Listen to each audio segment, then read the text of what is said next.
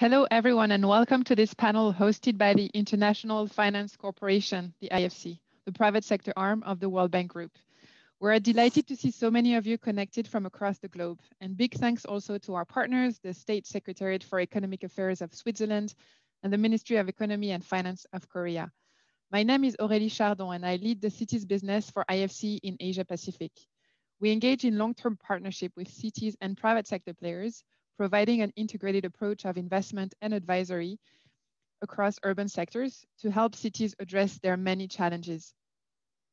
So we've heard a lot about smart cities during this forum, and we know that technology is changing the way cities operate, allowing them to reach populations that were formerly underserved. The session today will be discussing how mayors can leverage technology to improve urban services, making them more flexible, more responsive, and more resilient. We will hear from groundbreaking entrepreneurs and tech providers on how cities can attract new solutions, build partnership to embrace more innovation, but also to ensure that the expected results are there and delivering. And what is really interesting is that we'll be covering various sectors of our day-to-day life in cities, from healthcare to smart grids to urban transport, including sectors that don't necessarily come top of mind when you think about innovation, like, for example, waste management. So don't forget that you can ask questions for our panelists through the Q&A Q&A function on the left-hand side of the screen, and we'll try to answer as many as we can at the end of the panel. But first, let me hand over to Alfonso Garcia Mora, IFC's Regional Vice President for Asia Pacific, for a few words of introduction. Alfonso, over to you. Thank you very much, Aurélie. Very nice to see this fantastic panel to discuss a critical topic in a moment like this one. So panel speakers, ladies and gentlemen, a very warm welcome to all of you. Let me start with the big picture and big numbers. I think that we all know that cities matter. And cities matter because they are huge drivers of growth. Actually, they generate over 80% of the global GDP. But they face many challenges linked to the rapid urbanization and challenges that have been exacerbated with the consequences of COVID-19.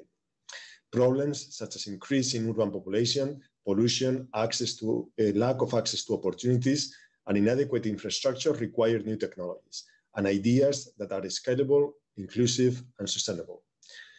We need to leverage technology to put cities on the grid, as we say in the World Bank Group. This grid is the new strategic framework of the World Bank Group that stands for green, resilient, and inclusive development. Let me elaborate a little bit more why grid matters to mayors, to cities, and to business partners in general. Green, because by prioritizing green solutions, such as smart metering and smart transport systems, clients in emerging markets could create over 200 million local jobs and over $10 trillion in new investment opportunities by 2030. Resilient, because planning ahead is incredibly important, but nearly half of the world's cities do not have plans for climate adaptation. This is particularly relevant in Asia, because we know that this is the region in the world that is more vulnerable to the climate change. And therefore, having climate adaptation plans becomes a necessity. Most of these cities cannot actually have them because of budgetary constraints. Technological solutions can provide relatively low cost and important effective measures to improve resilience. In places like Bangladesh, for example, better preparedness and investments in community-based early warning systems and improved storm forecasting and tracking by satellite has saved many lives. By investing in early warning systems, sensors, and real-time data, cities can support better traffic management, optimize resource consumption, and do planning and forecasting. Inclusive development, because equal access to high-quality, essential urban infrastructure is the way to drive inclusive growth and citizen participation in economic, political, and social life.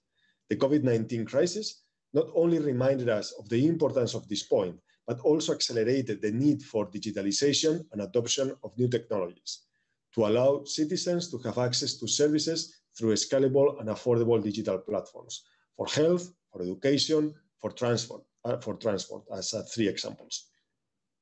Technology can really help cities to do more with less, especially in this COVID-19 impacted world, where cities have had significant financing issues. Local municipal revenues have decreased on average by 15 to 25%. Borrowing has become harder in some countries due to the credit rating downgrades.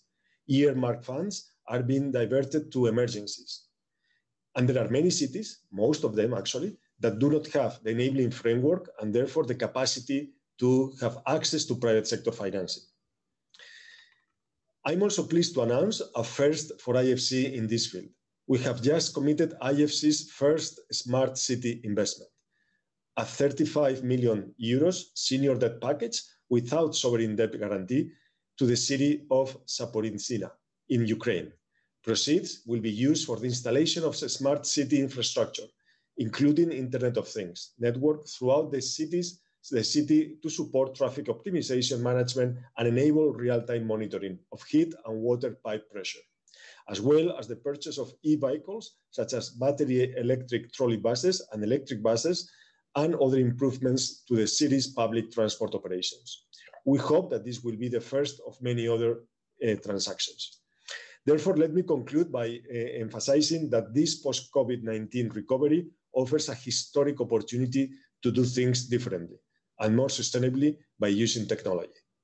We have a very distinguished panel of speakers today who are leaders of innovations across key sectors: transport, health, smart cities, waste management. And I really look forward to their insights on how cities can leverage technology to create innovative solutions to transform urban services. Thank you very much. Thanks, Alfonso. And so before we move to the panel session, I invite you to watch a very short video that would help us set the scene.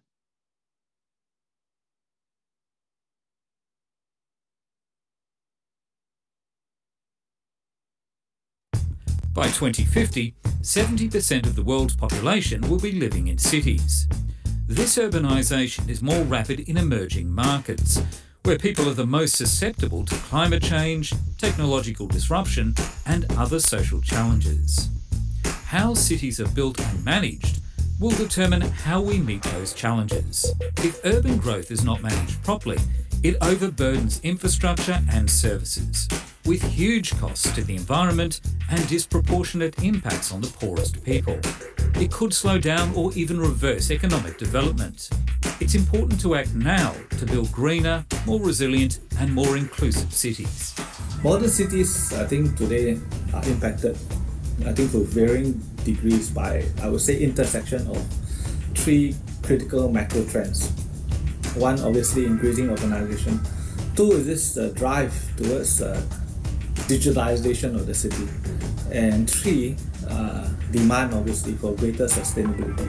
Leveraging technologies can help cities leapfrog to provide better, more resilient and more reliable services for all citizens. My take is that the next frontier for Singapore and cities around the world is really demand for technology solutions that essentially make cities more connected, more resilient and more sustainable.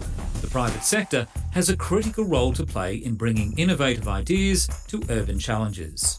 We're on a long journey, and how we look at our mission is to build a better way for people to move in cities. We see Bolt can be a really integral part of that, which is that instead of everybody needing to buy and manage cars, rather we can offer that service to them and have this shared on-demand network of transportation. Cities too have a critical role to play in fostering private sector solutions. A good partnership between a city and a technology provider is one in which the city has to bring flexibility to the table, but the partner, the private sector partner, also has to bring flexibility to the table. These technological partnerships could revolutionize the life of people living in cities. We're starting to develop the new model, which is called City Without Borders, or City Without Walls.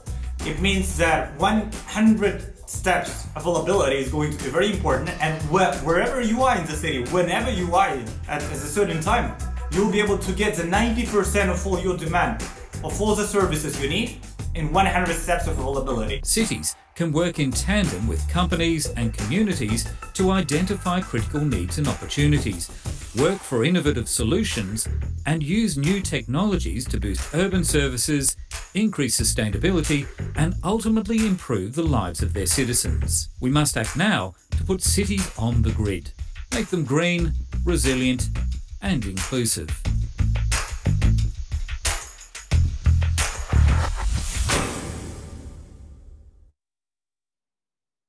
Welcome back.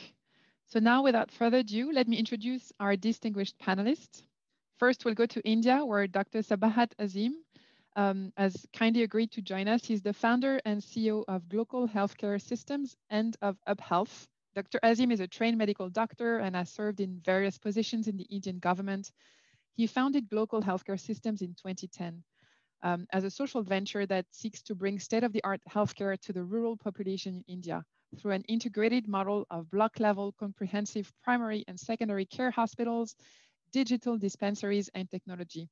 The company now operates 11 hospitals in India and over 250 digital dispensaries. Then let me move on to Dr. Thai-Lai Pham, who actually has many hats. He is the CEO of Siemens in ASEAN, overseeing the company's industrial core businesses of digital industries, smart infrastructure, and mobility. He is also the president and CEO of Siemens Vietnam and the head of smart infrastructure for ASEAN, aiming at intelligently connecting energy systems, buildings, and industries to enhance the way people live and work through greater efficiency and sustainability. Let us now travel to Sri Lanka, where Mr. Jiffry Zulfer has also kindly agreed to join us. He's the founder and CEO of PickMe.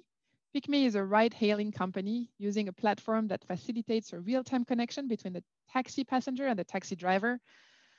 Jiffry is an entrepreneur counting 23 years of founding and successfully running several technology-based ventures, and has been widely recognized through various awards, including through a silver award at the FCC ISL Entrepreneur of the Year Award in 2018. And last but not least, Mr. Jakob Lambsdorff is the CEO of Alba Singapore. He is responsible for 2 operating Alba entities in Singapore, the Alba WNH Smart City, which is a public waste collector, and Alba E-Waste Smart Recycling, which operates the first of its kind producer responsibility scheme for electronic waste. He is also responsible for the development of Alba Smart City project in Southeast Asia, which is transforming traditional waste management practices with innovative, scalable, and highly digitalized solutions aiming at improving environmental standards. Our moderator for this session will be Isabel Chatterton, Director and Regional Industry Head for Infrastructure and Natural Resources for Asia Pacific at IFC. Isabel, let me hand over to you. Thank you, Aurélie. Delighted to be here with you today and really pleased to have such a vibrant panel with us to discuss technology. Lai, let me start with you. You head the digital industries, smart infrastructure, and mobility teams of Siemens. Could you give us some examples of some key initiatives on digitalization or smart infrastructure for cities that Siemens is working on? Yeah, thank you very much, Isabel, for the question. Also, my special thanks to the to IFC for inviting me to be part of this panel, and also a warm welcome to all audience in the world attending today. With regard to your question, I think for us, there are 2 topics that's important when we talk about projects and when we talk about realization of digitalized projects. The first one is that we believe that in an ecosystem, in a partnership, we can create a larger value for the customer. Secondly, we also believe that in a co-creation or a co-creation process together with our partner or customer, we are also able to create much more impactful solutions and products. So in this regards, we have many examples in the past months and the past years, which we have implemented here in Singapore, but also all over in the region here in ASEAN. So let me start with sharing one example, what we did, for example, in terms of creating an ecosystem or a partnership where we bring all players into the value chain, because we alone as a company cannot offer everything, but all together we can create and offer a much higher value. This is, and the example is here in Singapore. Just recently we opened a transformation center, which we call Advanced Manufacturing Transformation Center. And it's a quite unique setup here in Singapore and in ASEAN, because we have not seen such a setup where we bring all players starting from the design to the production, execution, service of advanced manufacturing. Why is it so important? It's important because people, companies, institutions, government, they can come into the center and can experience live what it means to do advanced manufacturing. Yeah, so you can come in, you can play around with software, you can do your design, you can prototype it, and you can also print it out at the end of the day. And we not only including technology part in there, but we're also including, for example, research institution or also education sector in order to scale this partnership and this platform. Would like to give you some other examples with regards to making cities more resilient. One example is we're working here, for example, with the Singaporean government on a command and control center for intelligent traffic management. So we bring all together all the field devices what you can find on the street, so to say. For example, traffic light systems, CCTV, weather conditions, and we bring it into a platform and visualize it and also derive certain information in one command center for the city to manage, for example, the flow of the traffic here in Singapore. Another two examples which I found could be interesting for you to share is one is in the concept of smart buildings. For example, we are making, for example, our buildings, our office here in Singapore extremely smart. And what do we mean with that? On the one hand, we are optimizing the demand side, so the way how we consume energy in the building. So with the energy of efficiency optimization measures we have implemented in our building, we are capable to save up to 50% of energy. So every year we're saving $200,000 of spendings because we are optimizing our performance, our system in the building. And it is equally in the saving of up to 6,000 HDB 4-bedroom apartment in Singapore when it comes to energy consumption and savings. Yeah, that's one example. On the other hand, we're making use also because of COVID at the moment, for example, of space optimization software, allowing us to ensure social distancing, for example, in the office, but also to track the environment in terms of, let's say, how clean and is the air, because it's now with COVID a essential factor for our colleagues to know that they have a safe environment to work in. And the last example, also something that I think quite exciting, especially for economy here in Singapore, but also for the rest of the world when it comes now to supply chain disruption. You have to start building your own supply chain that is resilient to all this disruption we have seen in the past 16 months. We are working together with a local fish farm partner to fully digitalize the fish farm, making use of video analytics technology, with automation technology, and also with renewable energy technology in order to oversee the whole process of farming fish. And what is the result? The result is we are able to create a higher yield of fish because the mortality rate of fishes, for example, are dropping from up to 50%, this is what I learned in the fish industry, down to a single digit of mortality rate because we're able to analyze the condition of the water, for example. We are controlling that process. And then we are also analyzing the behavior of fish, where they are sick, where they're healthy, how big they are, when is the right time to feed the fish, and also when is the right time to harvest the fish. And that results in a much higher productive output, but also helping to save the pollution of the environment. So those are a few examples which we have working on in making a city a little bit more resilient and also robust against disruptions. Very interesting. Thank you so much for sharing those examples with us. Jakob, let's talk about Alba. Alba is a waste solution company. Actually, one of IFC's clients. When we think about waste, my sense is that we don't actually necessarily associate it to technology, and particularly to new technology. But I know you are at Alba. from sensors to bins to tracking plastics with apps, or even finding new business models for electronic waste, smart recycling. Tell us about it. How does a waste company contribute to building a more sustainable and eco-friendly city? Thank you, Isabel. And I can absolutely understand the sentiment that you or anyone would not associate waste with technology. Whereas in fact, for us, it is completely intertwined with our business in almost every area at this point in time. The days of us sending a waste collector on a truck, picking up waste and bringing it to a waste dump are certainly over. I would like to share, first of all, also a sentiment with Lai. We are also working, of course, very closely with municipalities, as waste is a municipal issue being generated everywhere.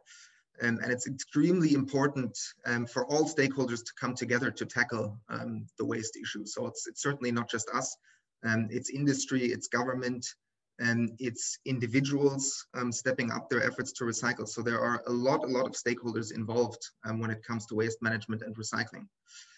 To give a couple of examples of how technology or of how we leverage technology. First of all, we try to be as sustainable as possible in our own doing. And we leverage technology, hardware and software for that.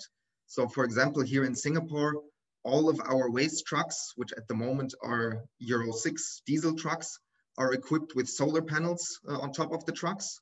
We harness the energy to replace diesel and save diesel that way.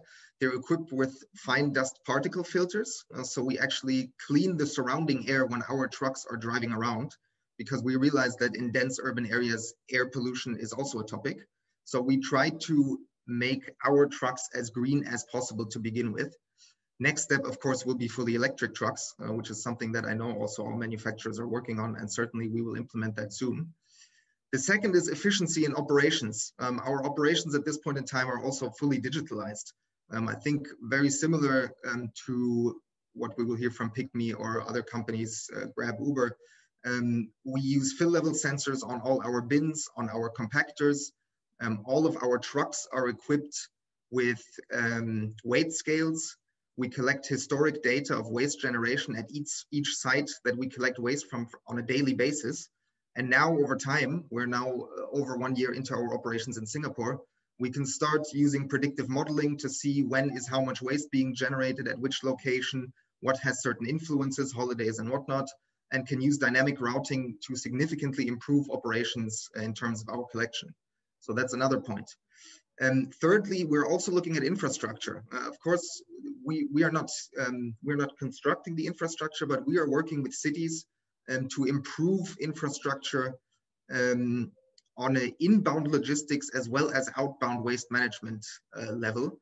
For example, in Berlin, in Potsdam Plaza, we worked together with Potsdam Plaza to build a fully integrated underground logistics and waste management system with modern pay-as-you-throw systems. So everything is weighed, every customer only pays for how much waste he generates, and which completely frees up, of course, the street level from any kind of waste activity or logistics activity, thus making it simply more livable for residents. That's another area. And then finally, on the recycling side, we have developed here in Singapore a recycling app called Step Up, where we incentivize residents to recycle. We've set up over 10,000 recycling points with the QR code. Residents can scan the app, can collect what we call CO2 points, and can then convert these CO2 points into rewards of various partners of ours. Our goal with that is to increase and improve recycling rates, because of course, with cities being more densely populated, waste rates also go up, and we simply cannot stay, let's say, in the old generation of landfill. The second generation is incineration, but what we are working on is the third generation, which is recycling, treatment and recycling.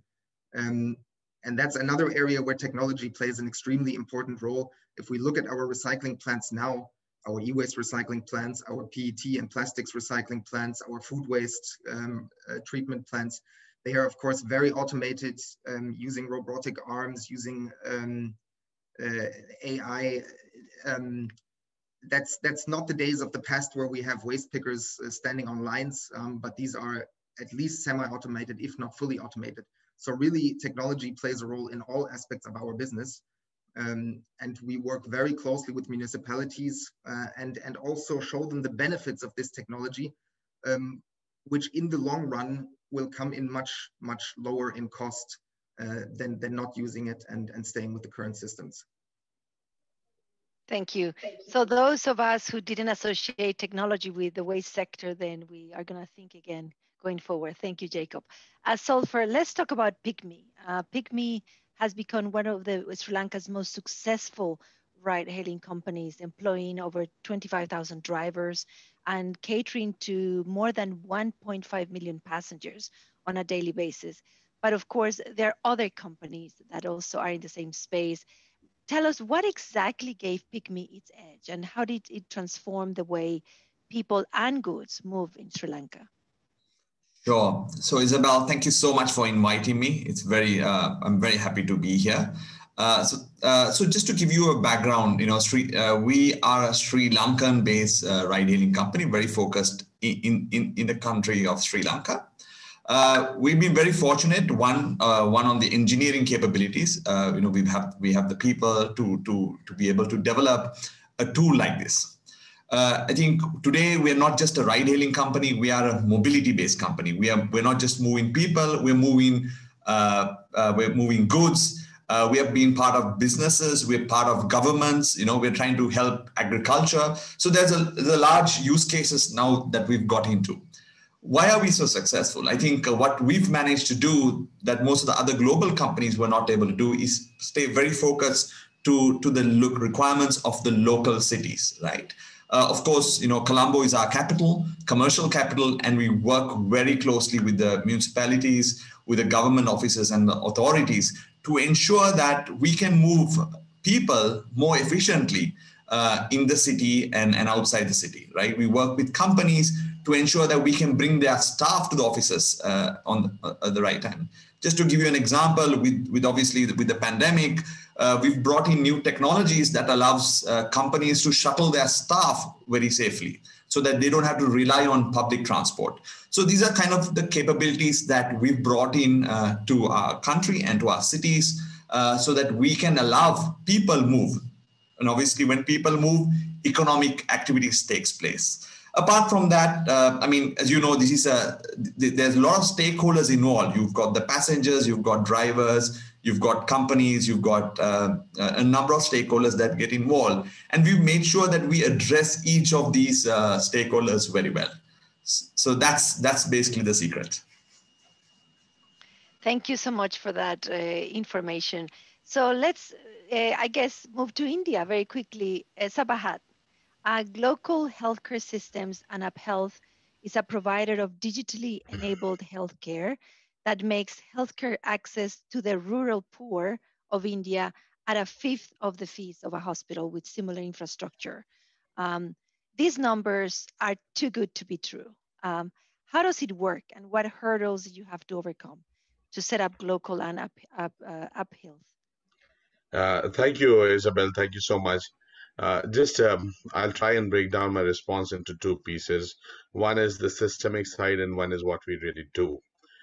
So first of all, let me begin by a very old quote by Tennyson: "Old order changeth, yielding place to new, lest one good custom should corrupt the world." With a world of 7.7 billion people living, you simply can't do things the older way.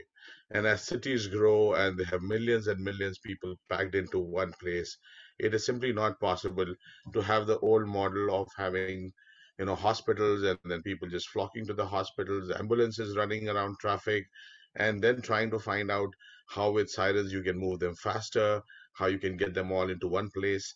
And post-pandemic, of course, I think all of us have a realization that things are not working. Things are not working and we need to get something newer, and that's what we exactly are doing. Local and UpHealth, we just listed on the New York Stock Exchange on the 10th of June, creating, in our opinion, the only comprehensive global digital healthcare company.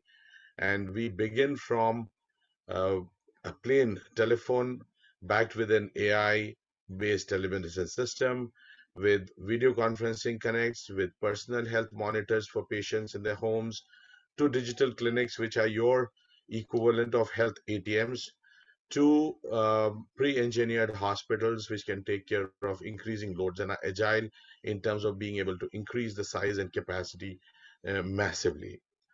So what we actually are trying to do is that healthcare needs a transformation. We cannot have the older systems of people just flocking to hospitals trying to find out where to get. As cities grow, we need people to be able to access their own healthcare, be participants in their own healthcare, and it is a brave new world which encompasses not just rich media streaming on digital platforms. It is about AI making better decisions. It's about Internet of Things being able to collect patient data. It's about analytics in coming up with what is needed in a place. So we have a tool called Syntranet that allows population health to manage what is going on where, to interpretation. As cities grow and become more and more cosmopolitan, you would have people speaking different languages, and you need them to be interpreted between the doctor and the patient immediately. You need point of care technologies. You cannot wait for 4 hours, 8 hours to get a test result back. You need it instantly. Automation to deliver medicines immediately. And maybe, in the brave new world, you would have drones probably in the future delivering even faster than cars, and riders can do that. So the second part, which I would mention briefly, is where this is actually productization of healthcare, where you believe that healthcare is a basic human right and everybody must have access. It's not just for the rich. It's not for the 30% of your city or 50% of your city, because do not ask for whom the bell tolls, it tolls for thee. If there is a pandemic, if there's an infection in any part of your city, is going to spread everywhere and everybody is going to be affected. So you need to manage the healthcare of everyone. And that is exactly, when you productize healthcare, you automatically bring the costs down. When you bring the costs down, you remove the overheads, make it much more efficient. So we are today able to provide in India primary healthcare, complete episode with consultation, investigation, examination, and medication at less than $4. One hospitalization at about $500 at an average. And this is achieved by a host of technologies bringing in efficiencies by productizing every part of the supply chain of delivering healthcare. And unless and until we productize healthcare, cities would collapse because the cost of delivering healthcare will become so huge. In US, it's already 17% of the GDP, and that's not a cost that the communities in the countries can afford. So we partner with governments, with municipal bodies, with other large healthcare providers to ensure that it works seamlessly across all the sectors, from primary care, secondary care, tertiary care, provide analytics, and provide the supply chain and technologies behind to make it all work. That's what we do. And it's been a very, very interesting journey. And we are now in 12 countries across the globe and hope to be in 150 countries in the next few years. Thank you. Thank you, Sabahat, and sincere congratulations for that milestone being reached, the listing in the New York Stock Exchange. You should be proud. So let's change the question. Let me go back to Lai. We have heard for the last 2 days how COVID crisis has impacted cities, has reduced revenues available for the provision of services and so on and so forth. But we have really come to understand in a better way that cities need to be rethought to some extent, and the way we live in cities needs to be rethought. Will technology be the key to implement these new vision and the new goals that we have heard so much about over the last couple of days? And if so, what do you think is missing to make it happen? Yeah, thank you very much, Isabel, for the very interesting question. In my point of view, actually, COVID has accelerated. We are seeing two trends that has been there in the pre-COVID time already. Yeah, and now with COVID, we're seeing a much faster acceleration of that.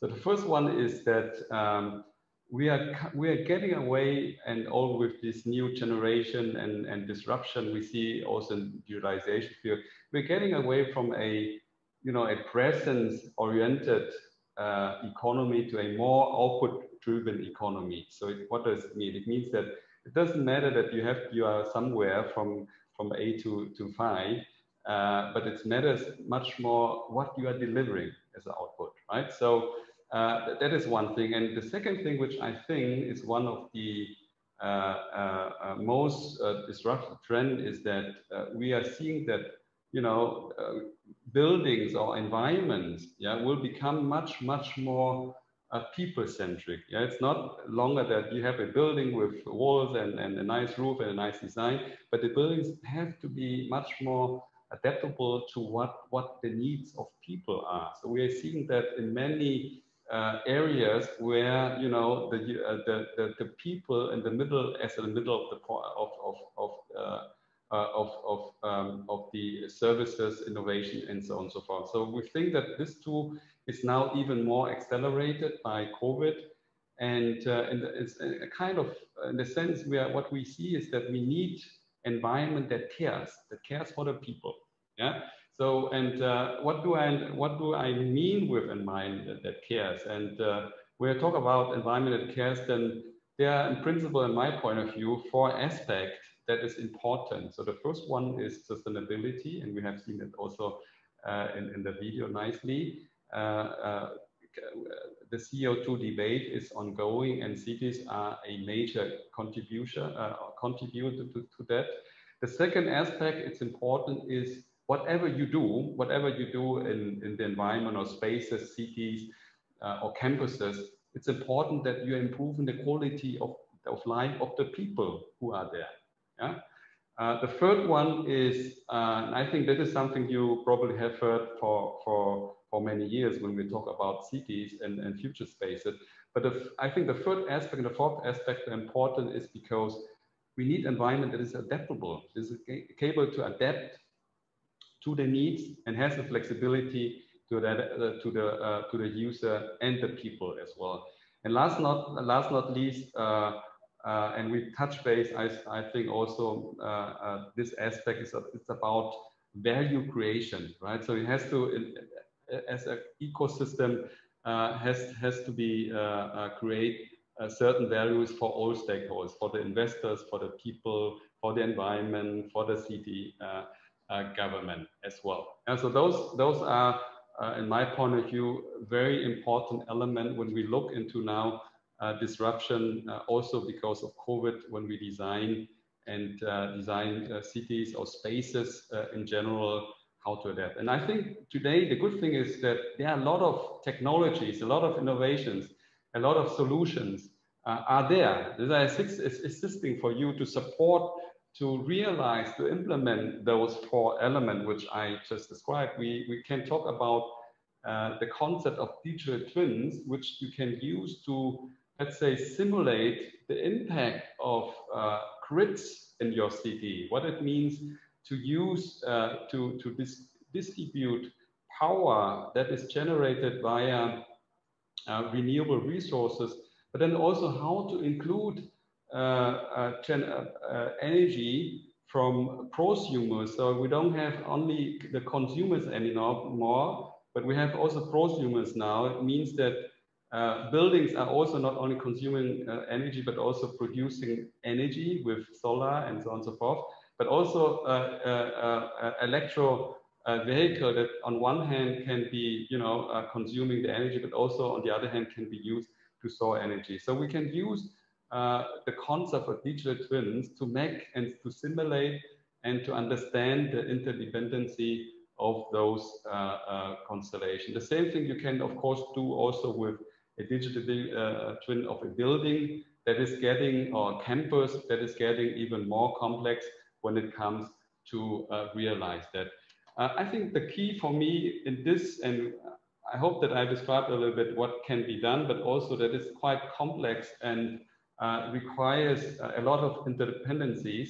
I think the key success in this case would be that we are working and we are creating not only a stakeholder, we don't have only our stakeholder in mind, but we have to include our partners into a ecosystem approach. Yeah, because even your competition can be also part of this ecosystem, because each of everyone can contribute and can create value, but the whole ecosystem can create much higher value than the individual one can do.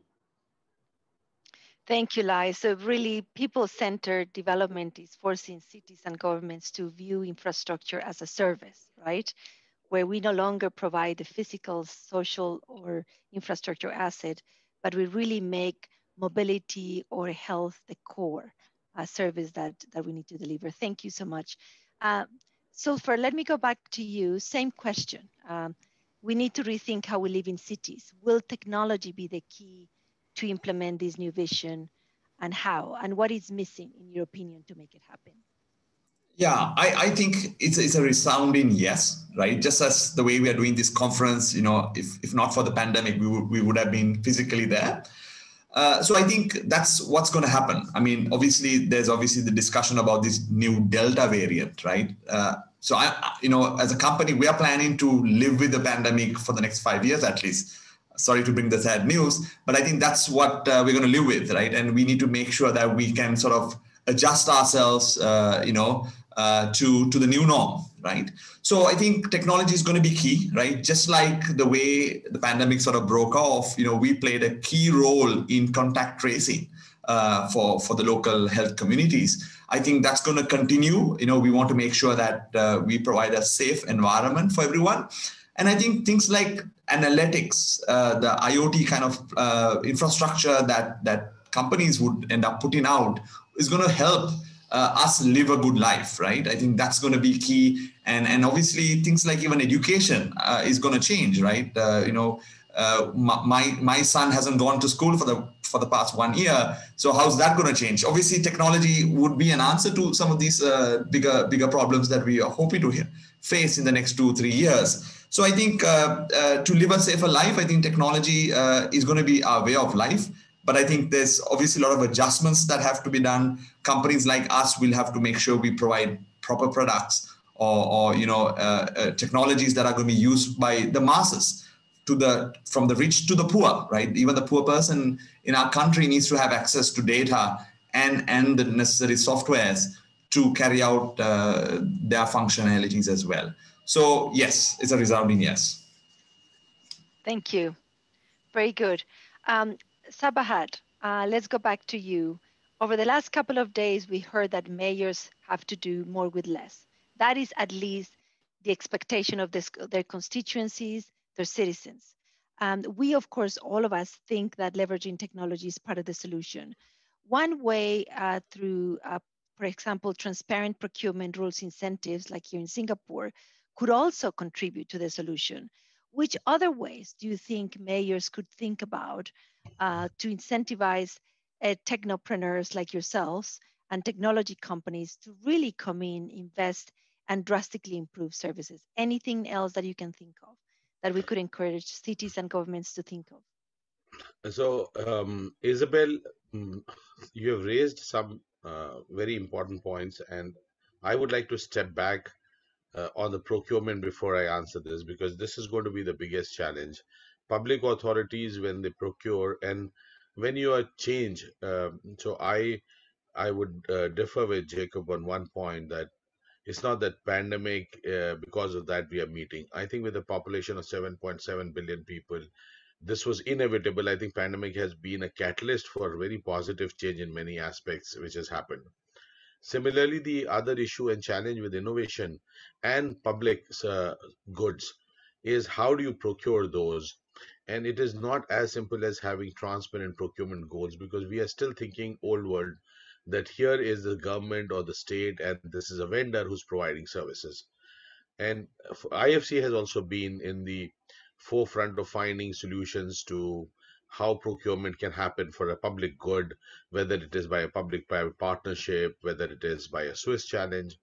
I think the largest challenge would be the agility and the openness in how do you procure innovation when you may not have a similar yardstick existing elsewhere. At the same time, being a public good, how do mayors and cities and governments and municipal corporations, how do they allow more participants to share in it? So the first challenge, I think, would be to find innovation which cannot be used like a standard tendering process or a bidding process. Second is, how do you build in other people's interests, more providers' interest? And I think that would be by, insisting on all procurements should be interoperable, use standards, at the same time allow other people to hop onto platforms.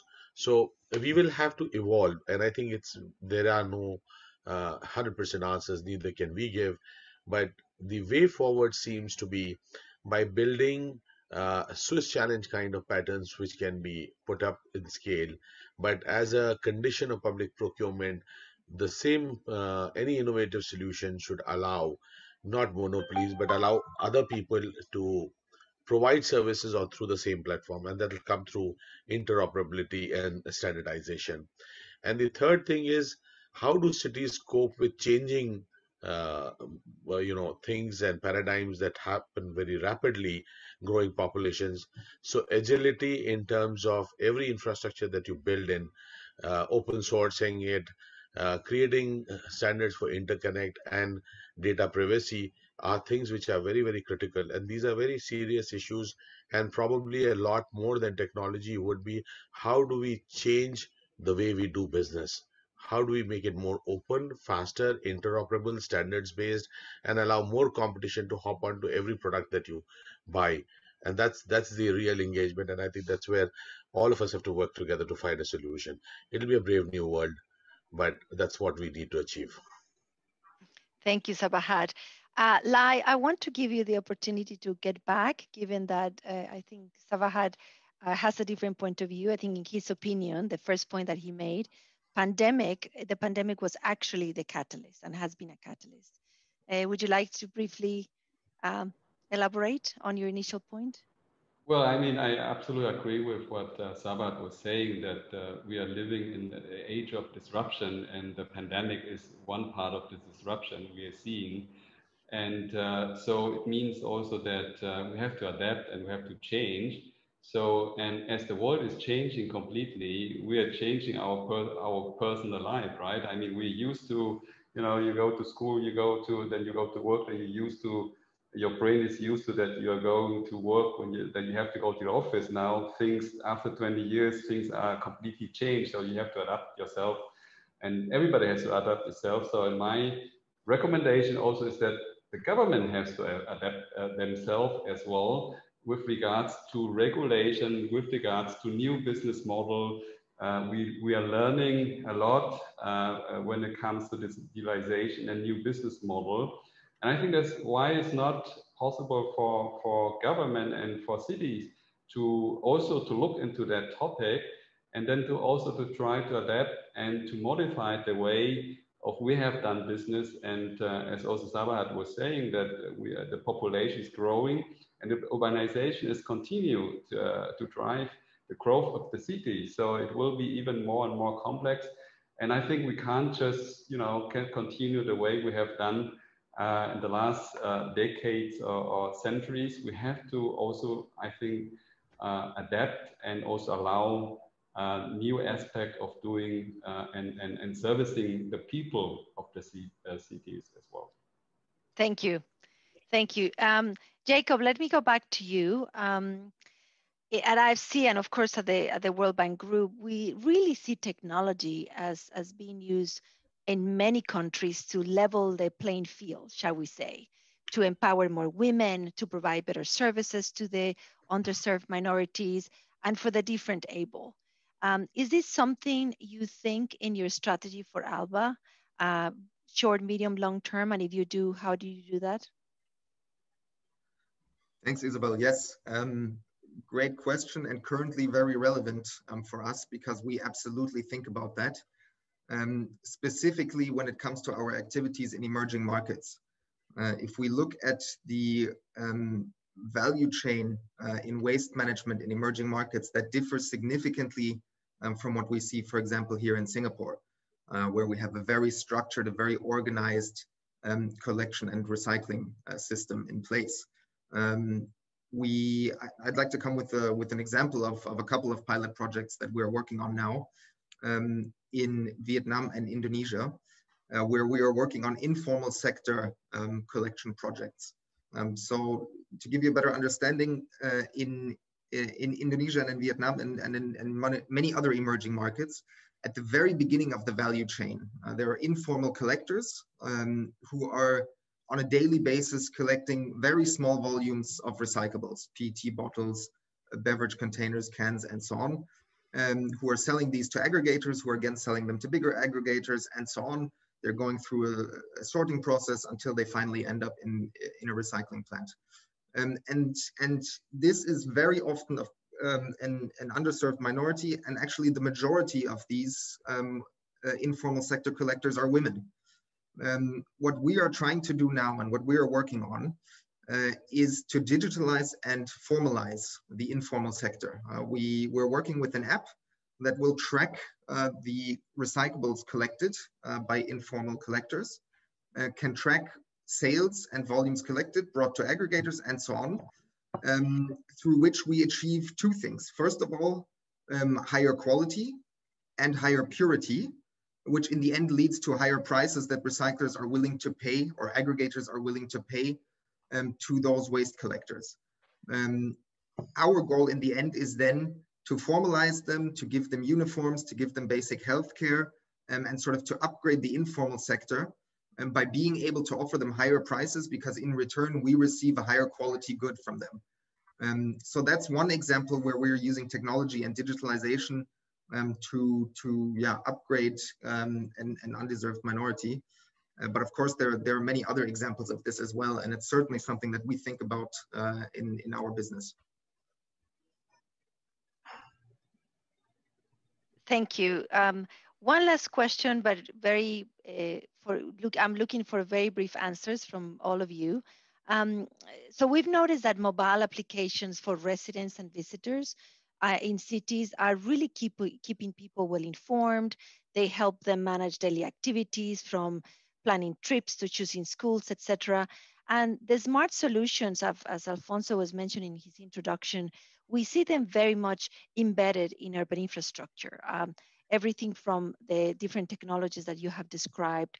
What do you think is the biggest challenge that cities are facing to implement and manage open data programs where they're going to be having access to quite a lot of personal and not personal data generated by smart technologies? And what is the role that potentially a company like yours could play? I'm looking for just one sentence answers very quickly. Let's start with Jakob again. Thank you. I must say, that's a very difficult question to answer in one sentence. Rather than give a solution, I would simply like to say and enforce also what Sabahat said, is that we need these kind of open systems and we need collaboration among all the different players. How to set that up, I must say, goes a little bit above my head, but I do agree on the direction that we need to go into, and that's extremely important to move everybody forward. Understood. Sabahat or Zulfer, do you want to comment on that challenge about open data? Yeah, Isabel, I would say that what we need to, very short answer, we need to move out even beyond GDPR and HIPAA to beyond blockchains, to really think about paradigms like the zero knowledge proof. See, it's today we need to, and that's what we've also been working on. I think we all need to move out from the paradigm that I will collect all the data of the people and then work hard to put security guards, physical or virtual, to protect it. We have to find out ways with teeming populations how we do not impinge in the privacy of the teeming millions in our cities or in our countries. Only take temporarily the data that is required to make a decision, and let the knowledge reside and the information reside with the person or the citizen who owns it. So we need a complete mindset thinking from command and control to respecting the individual, but still getting our work done. And zero knowledge proof is one of the paradigms that can help make that happen. Yes. Very interesting. Sorry, Isabel, if I may just touch on the first part of the question, which is essentially leveraging technology for the cities. I think with our ride-hailing experience, what we found out is obviously cities are very different, right? And essentially it takes an effort for the rubber to touch the road, right? And it is very important to make sure that, you know, how you roll it out and how people adapt to it is essentially as important as obviously the open data and the things like that. Very good. Thank you. Last question. That's all we have time for. Lai, let me go back to you. In your intervention, you put a lot of emphasis on partnerships, on how it was all about co-creating. How can mayors today create these types of successful partnerships? Yeah, so it's of course a very complex topic, but I think it's important for government to provide a environment that is, you know, supporting such a partnership. So I mean, for us as a multinational company, for example, it's extremely important that we are finding locally an environment where we can interact, for example, with all this cool startup we are hearing today, because this is a process where we are shaping each other and also learning from each other, and then at the end of the day resulting in creating better services which we might not be able to do. So I think it's important for government or city management to provide those kind of platform. And I think here in Singapore we have a good example where the government is doing this quite well by offering a lot of not only tax incentive for the multinational companies, but also attracting a lot of startup companies to come to the country in order to enable such a kind of platform and ecosystem development in the country. Very good. Thank you. So with that said, so let me, I guess, summarize very briefly where we are. So today we discussed how mayors can leverage technology, right, to improve urban services, but we also heard how they can lead to more sustainable and resilient cities. Second, we explored how cities can really better prepare themselves to embrace technology, to adapt to innovation currently available, and to successfully tackle new challenges that are coming across in some of the key sectors. As we heard from Jakob, waste is only going to increase, it's certainly not going to diminish, right? Citizens, as we heard actually from our PickMe colleagues, are going to demand increasing mobility and smarter mobility and so on and so forth. And also overall citizens expect engagement and expect better health provision. So my sense is that cities are really at an inflection point today as the world is re-emerging from the pandemic with a newfound understanding of what digital connectivity makes possible. I feel it's an opportunity to go big. It's an opportunity for governments and companies to co-create, to work together in partnership, and to help by putting people first, and to trust that at the center of technological advancement can transform development in cities. So with that said, let's wrap up. Sincere appreciation to our panelists for today's very interesting conversation, to our keynote speaker, Alfonso Garcia Mora, for his introduction, and of course, to all of you who have been joining us today and who've been watching patiently. I hope that it was a very useful session. Watch this space. Technology is definitely here to stay, and let's help cities and governments and mayors put people at the center of development. Thank you very much indeed. See you sometime soon. Thanks, everyone. What a great conclusion. So it's back to you, WCS. We're closing this session. Thanks, everyone, for joining, and thanks to our panelists. Thank you very much. All the best. Thank you. Bye, everyone.